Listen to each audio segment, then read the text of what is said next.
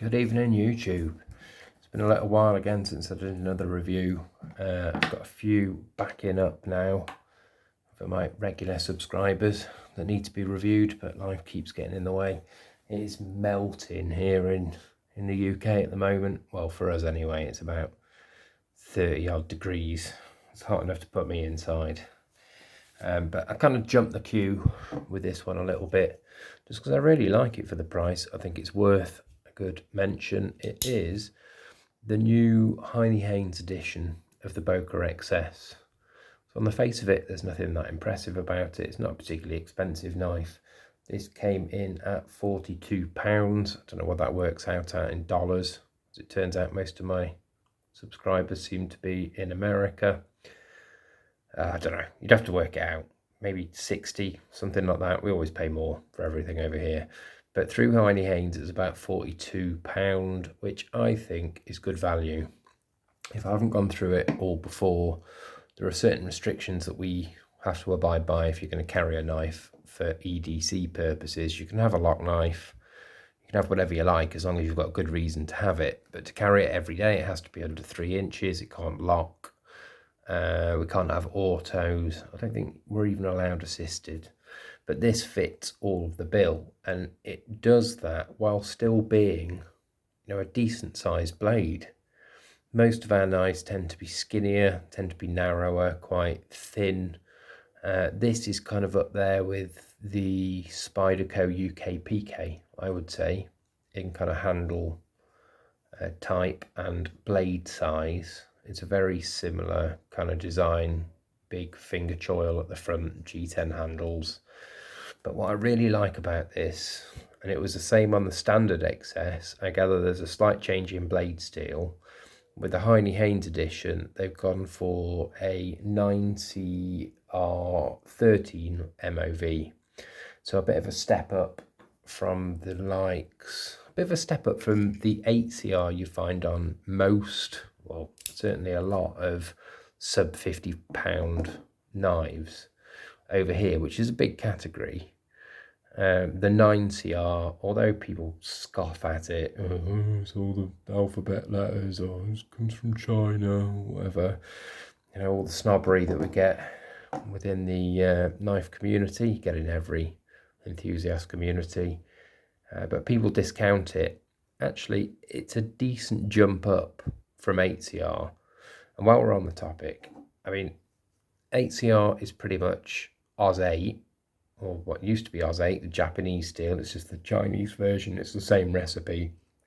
Oz 8 was used on the CRKT M16, which apparently was the most carried knife by all of the American forces.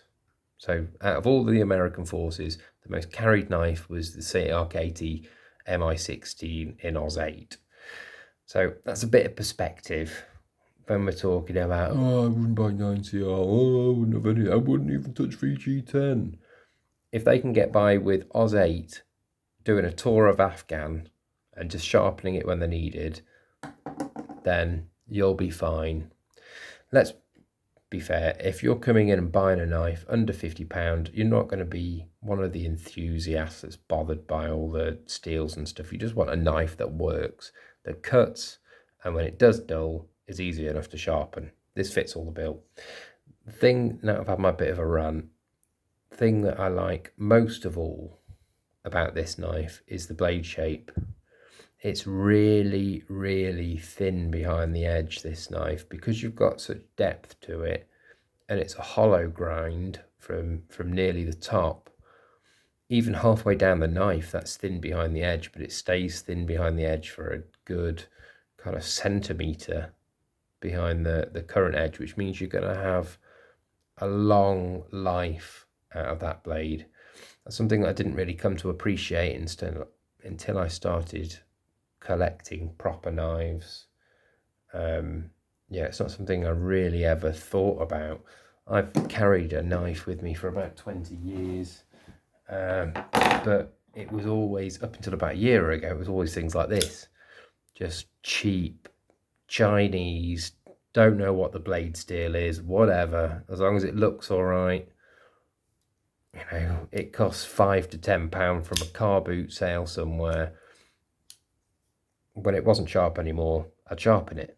You know, I think that's how a lot of people are with their knives. Not everybody is an enthusiast that cares about whether they're spending £200 on the latest kind of steel. And I think that part of the market, that sub £50, sub $50, if you're in America, is, I would guess, probably the biggest part of the market, because not everybody is collecting and showing off and bothered about a steel that, if you're just starting out, you're probably not going to be able to sharpen anyway. So 9CR13 MOV, you're going to have more edge retention than you did on 8CR13. It's under 50 quid. It's going to be easy to sharpen when it does dull. It comes, which is a nice surprise, with a thumb stud, both sides on this, so it is a genuine one-hand opener. And while we're on that topic, that's the second thing that I love about this knife so much, is that action. I mean, it's a basic knife. It's just 2 slabs of G10, but it's nicely finished. This is Bokeh Plus, so it's not a German-made Bokeh, although I would say I've just bought one of those. I don't think the finish was much better. In fact, I think it was probably better on this when it arrived. Certainly the backstring matches up with the blade better, and it wasn't gritty like the German-made one that I've just got. The nicest thing about this is that clack. The action on this knife for a backsprung slip joint is really nice. I love that opening. Sounds great. So great blade size, great blade shape, great blade geometry, nice action. There's not much to talk about in terms of the handle. It's probably similar to the Spyderco UK PK. It's 2 slabs of red G10. Some people love this Heinnie red. Some people hate it. I guess one thing I would have preferred is if the G10 actually just stayed on top of the liners, but actually the liners are kind of nested, because I wouldn't mind having a go at making some new scales for this knife. But that's going to be much harder to do when you've got to kind of recess out the new scales for the liners. But really nicely executed. This is probably one of the thinnest I've got behind the edge. It's very, very nice. Nice swedge in the top. What I have found in this country with a lot of the Facebook groups that I'm on, I've seen a few times people raising the legality issue with this and saying that they're not sure about carrying it. They're worried about carrying it in case they get pulled over and then it's removed from them. What I would say on that front is I think it gives that impression because you've got this large unsharpened portion, which is actually great. I love a good finger choil. You can't close that blade on your finger. It's very comfortable. It's a full grip with more. But I think that puts people off. It makes the blade look bigger than it actually is. And our law says the sharpened area can't be more than 3 inches. It doesn't say that the blade can't be more than 3 inches. But it does seem to worry some people in this country. I'll just give you a comparison. The cutting length on the Boker XS is almost exactly the same as the Real Steel Luna. Almost exactly the same length, I would say. It's just that this looks smaller. You haven't got that unsharpened portion. The blade isn't as deep. So people feel more relaxed carrying that than they do that. I don't get it. I don't get it. This is still legal. It's well within the legal restrictions in terms of blade length. So that doesn't worry me any more than that worries me, really. If you want one that you do need to start being more worried about, you know, the G-slip, that's pretty much a full. This is about 2 3/4 inches in the cutting length. This is more, so you're getting very close to the 3 inch. There's a few others that I've got that are like that. If anything's going to get taken off you, it's probably going to be that one, or something that's closer to the edge. What else to talk about? Other comparisons, obviously, I put up a minute ago the haynes Pilar. There's always a disagreement how you pronounce it. Obviously, it's smaller. It will be much in the handle and in the blade. This is still kind of a 4-finger knife, but only just. And you've got that sharpened bit on the edge of the choil. On this one, it's much more comfortable. You've got that big area, you're not going to cut yourself, you can't close that. It's a really usable blade and much thinner behind the edge than the Pilar. You're running talking about another £10 difference between the two as well. If I was going to advise somebody to get one, get a knife under £50, this would be up near my top. Obviously the Luna would be up there as well. It's cheaper still, about £30–35. And I think I would probably throw this one in. If you wanted something more traditional, Rough Rider work knife in T10. It's a basic knife, but it's a goodie. But that does kind of lead me on to another subject. I kind of left a bit of a shitty message on one of other reviewers' YouTube thing the other day, because it just winds me up the amount of snobbery that you get in knives. And I know you get it with any kind of enthusiast hobby. Air rifles have been my thing for 25 years, tuning, customization. You get the same type of thing there. Someone buys a certain brand and then they try and imply that everything else is rubbish, or unless you spend £600 on a spring air rifle, then everything else is no good. And it's just not true. I mean, something like that in basic T10 carbon steel, yeah, to the enthusiast, your case may be worth to you twice, triple that. But to somebody who's looking for a cheap knife that isn't a knife person, then this is probably going to be better value for them. Do you know what I mean? Not everybody cares about provenance or brand or country of manufacture. They just want good value for money. And that's what I try and talk about on this channel. I like value for money. We don't all have to be, collecting the pretentious, either the titanium and the latest super steel in moderns or GECs. Pretty much only GECs in traditionals. That's the only thing that will get you likes. There's a huge market and all sorts of different price points, and there are good knives within those price points. Don't listen to the people that go, "Oh, I never have one of those steels."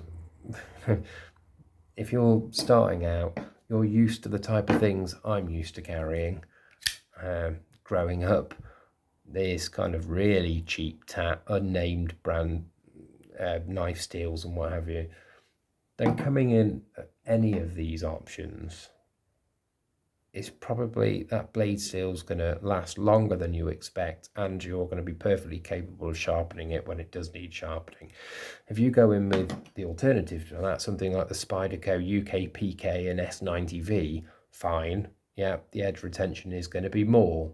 It's going to last longer before you have to sharpen it, but good luck sharpening it if you have no sharpening experience and you don't have proper kit to be able to do it.